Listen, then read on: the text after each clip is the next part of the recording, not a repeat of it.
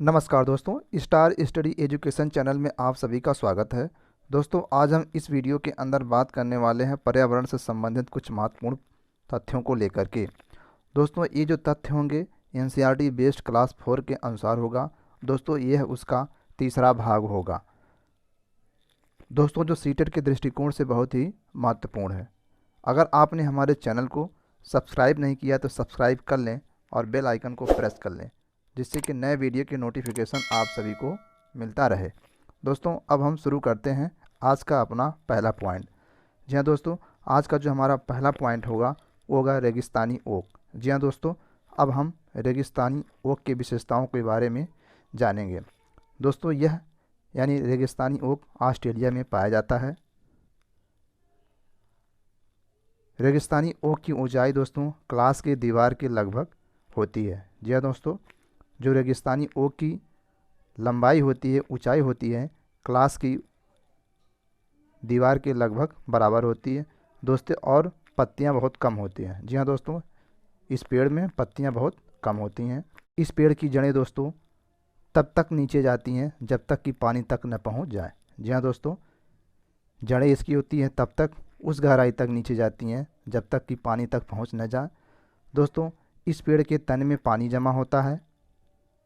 जब कभी इस क्षेत्र यानी इलाके में पानी का कमी होता है तो वहाँ के लोग इसके तने के अंदर पतला पाइप डाल करके पानी निकाल लेते हैं दोस्तों, और उस पानी का प्रयोग करते हैं। दोस्तों, अब हम देखते हैं आज का हमारा जो अगला पॉइंट है उसकी विशेषताओं के बारे में हम देखते हैं। दोस्तों, जो हमारा अगला पॉइंट है वो जानवरों के दांत के बारे में है। जहाँ दोस्तों जानवरों के दांत के बारे में है। दोस्तों, अब हम गाय के दांत की विशेषताओं को देखते हैं। गाय के आगे के दांत दोस्तों छोटे होते हैं और पत्ते काटने के लिए होते हैं। जी हाँ दोस्तों, जो गाय के आगे के दांत होते हैं वो छोटे होते हैं और पत्तों को काटने के लिए होते हैं। घास चबाने के लिए पीछे के दांत चपटे और बड़े होते हैं। जी हाँ दोस्तों, घास चबाने के लिए पीछे के दांत चपटे और बड़े होते हैं। अब हमारा जो दूसरा जानवर है उसके दांत की विशेषता को देखते हैं दोस्तों, वो है बिल्ली। बिल्ली के दांत नुकीले होते हैं जो मांस फाड़ने और काटने के काम में आते हैं। जी हाँ दोस्तों, जो बिल्ली के दांत होते हैं वह नुकीले होते हैं, मांस को फाड़ने और काटने के काम में आते हैं। दोस्तों, अब हम सांप की विशेषताओं को देखते हैं। सांप के दांत तो नुकीले होते हैं पर वह अपने शिकार को चबाकर नहीं बल्कि पूरा निगल जाता है। जी हाँ, जो सांप के दांत होते हैं वो नुकीले होते हैं और वह अपने शिकार को चबाकर नहीं बल्कि पूरा निगल जाता है। दोस्तों, सांप के दो खोखले दांत होते हैं और दोस्तों इन्हीं खोखले दांत के सहायता से वह विष को मनुष्य के शरीर में या जिसको वो काटते हैं उनके शरीर में अपने विष को डालते हैं। तो दोस्तों, सांप के कितने खोखले दांत होते हैं? दो खोखले दांत होते हैं दोस्तों। और जो सांप काटने की दवा बनाई जाती है सांप के ही विष से बनाया जाता है दोस्तों, जिसको सीरम बोलते हैं। अब हम गिलहरी की विशेषता को देखते हैं। गिलहरी के दांत हमेशा बढ़ते रहते हैं। दांतों से काटने और कुतरने के कारण इनके दांत घिसते रहते हैं। जी हाँ, जो गिलहरी होते हैं इनके दांत बहुत तेज़ी से बढ़ते हैं और अपने दांतों से कुछ न कुछ हमेशा ये काटते और कुतरते रहते हैं, जिससे इनके दांत घिस जाते हैं और इनके दांत छोटे हो जाते हैं। अब हम अगली विशेषता को देखते हैं। अब हम बात करते हैं बीहू के बारे में। जी हाँ दोस्तों, बीहू के बारे में बात करते हैं। बीहू 14 और 15 जनवरी को असमिया कैलेंडर के अनुसार 10वें महीने के माघ की प्रथमा और द्वितीय तिथि को मनाया जाता है। जी हाँ, जो बीहू त्यौहार है वह 14 और 15 जनवरी को मनाया जाता है। अगर हम बात करें असमिया कैलेंडर के अनुसार तो 10वें महीने यानी माघ की प्रथमा और द्वितीय तिथि को मनाया जाता है। पहले दिन को उरका कहते हैं। जी हाँ, जो 14 जनवरी होता है उसको दोस्तों उरका कहते हैं। जो पहला दिन होता है उसको उरका कहते हैं। इस दिन अस्थाई शेड यानी छप्पर बनाए जाते हैं और जिसे हम भेला घर कहते हैं। जी हाँ, जिसे क्या कहते हैं? भेला घर कहते हैं। जो वहाँ की अस्थाई शेड यानी छप्पर बनता है उसे भेला घर कहते हैं। और सामूहिक भोज का आयोजन भी होता है। जी हाँ, सामूहिक भोज का आयोजन भी होता है। बोरा असम में खाए जाने वाला चावलों की एक किस्म है। जी हाँ, जो बोरा है एक असम में खाया जाने वाला चावल का किस्म है जो पकने के बाद चिपचिपे हो जाते हैं। जी हाँ, जो पकने के बाद चिपचिपे हो जाते हैं। तो दोस्तों यहाँ से एक और अच्छा प्रश्न बनता है, बिहू त्यौहार कहाँ मनाया जाता है? तो बिहू त्यौहार दोस्तों असम राज्य में मनाया जाता है। अब हम अगले टॉपिक को देखते हैं। अब हम बरगद की विशेषता के बारे में दोस्तों जानेंगे। उसकी कौन कौन सी विशेषता है वो देखते हैं। बरगद एक विशाल पेड़ है। जी हाँ दोस्तों, बरगद जो है एक विशाल पेड़ है। इसके छत्र का फैलाव बहुत अधिक होता है। इसके छत्र को सहारा देने के लिए इनकी शाखाओं से जड़ें निकली होती हैं जिन्हें स्तंभ या खंभा कहा जाता है। जी हाँ, जो बरगद की शाखाओं से जड़ें निकली होती हैं उनको स्तंभ या खंभा कहा जाता है। इस पेड़ में ज़मीन के भीतर भी जड़ें होती हैं। जी हाँ दोस्तों, जो बरगद का पेड़ होता है ज़मीन के भीतर भी इसकी जड़ें होती हैं। अब हम अगले पॉइंट को देखते हैं। अब हम दोस्तों बात करते हैं पोचमपल्ली के बारे में।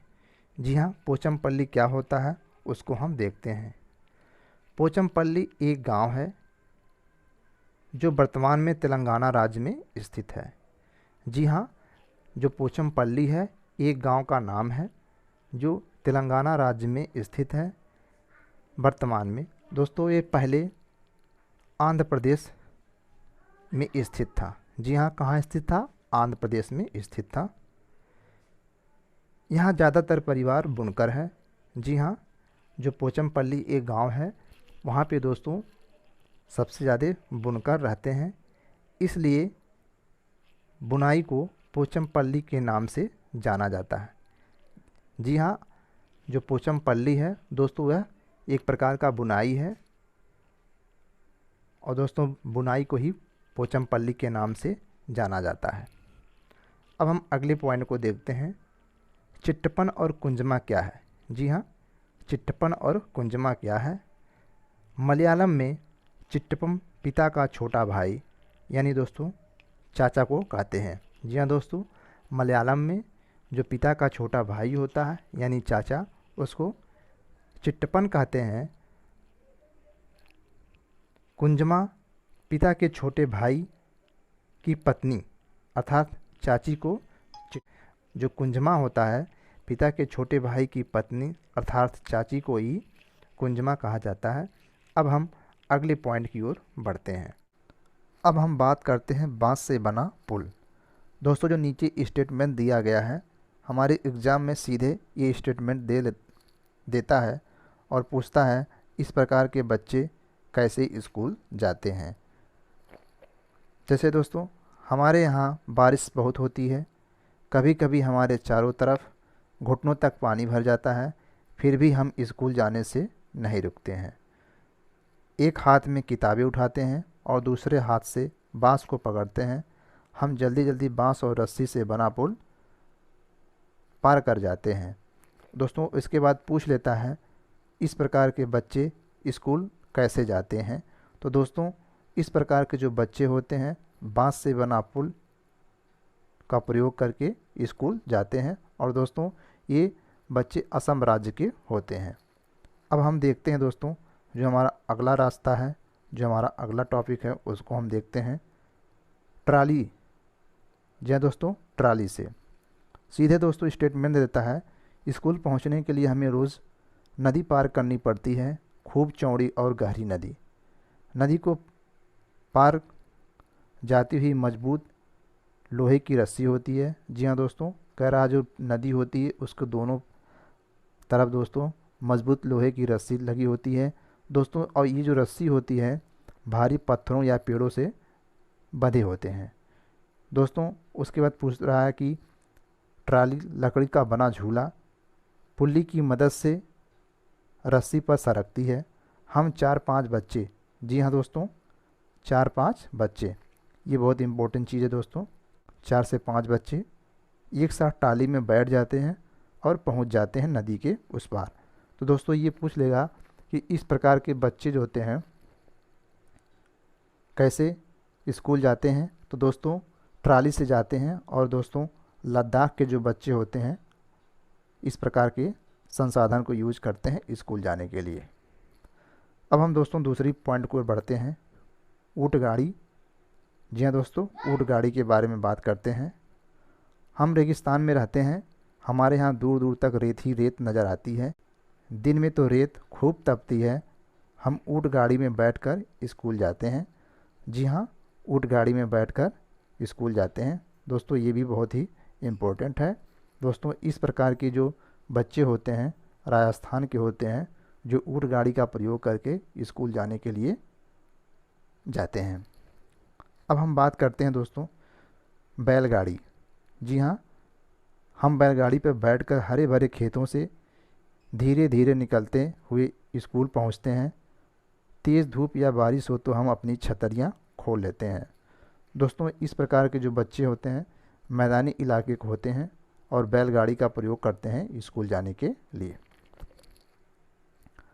अब हम दोस्तों बढ़ते हैं दूसरे पॉइंट की ओर। आज का जो हमारा अगला पॉइंट है उसकी तरफ हम बढ़ते हैं।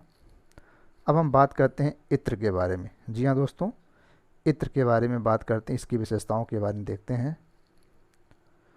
उत्तर प्रदेश का कन्नौज जिला इत्र के लिए मशहूर है। जी हाँ, जो उत्तर प्रदेश का कन्नौज जिला है इत्र के लिए काफ़ी मशहूर है। यहाँ पर पास के इलाकों से ट्रकों में भरकर फूल लाए जाते हैं। जी हाँ, यहाँ पर पास के इलाकों में ट्रकों से भरकर फूल लाए जाते हैं। फिर दोस्तों उनसे इत्र, गुलाब जल और केवड़ा तैयार किया जाता है। जी हाँ, इत्र, गुलाब जल और केवड़ा तैयार किया जाता है। कन्नौज में इस काम में हज़ारों लोग लगे हुए हैं। जी हाँ, कन्नौज के लोग, हज़ारों लोग इस काम में लगे हुए हैं दोस्तों। अब हम देखते हैं जो हमारा अगला पॉइंट है उसको हम बात करते हैं दोस्तों फूलों की घाटी के बारे में। जी हाँ, फूलों की घाटी के बारे में। फूलों की घाटी राष्ट्रीय उद्यान एक फूलों की घाटी का नाम है दोस्तों, जिसे अंग्रेजी में वैली ऑफ फ्लावर के नाम से जाना जाता है। जी हाँ, फूलों की घाटी को दोस्तों वैली ऑफ फ्लावर के नाम से जाना जाता है। यह भारतवर्ष के उत्तराखंड राज्य के गढ़वाल क्षेत्र में स्थित है। जी हाँ, जो फूलों की घाटी है दोस्तों भारतवर्ष के उत्तराखंड राज्य में गढ़वाल क्षेत्र में स्थित है। दोस्तों अगर आपको हमारा ये वीडियो पसंद आया हो, वीडियो को लाइक और शेयर करना ना भूलें। और दोस्तों हमारे चैनल को सब्सक्राइब कर लें और बेल आइकन को प्रेस कर लें, जिससे कि नए वीडियो के नोटिफिकेशन आप सभी को मिलता रहे। Thanks for watching.